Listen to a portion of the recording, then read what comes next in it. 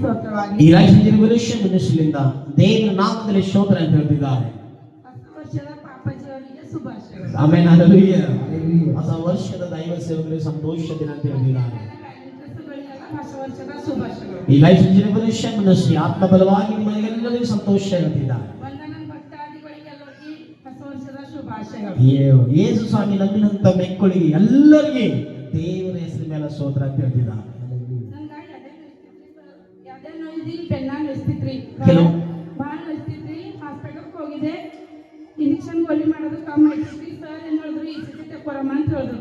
ECG ತಕ್ಕೊಂಡಿದ್ದೀರಿ, normal report ಬರಲಿ ದೇವ್ರೇನು ಬೇಡ್ಕೊಂಡಿದ್ದೀರಿ, ಸಾಕ್ಷಿ ಹೇಳ್ತಿದ್ದವ್ರೆ ಕಡಿಮೆ ಆಗಲಿ ಅಂದಿದೆ, ಕಡಿಮೆ ಆಗಲಿ ಹಾಸ್ಪಿಟಲ್ಗೆ ನಾವು ಹೋಗಿ. What is the Lord in Jesus? Amen.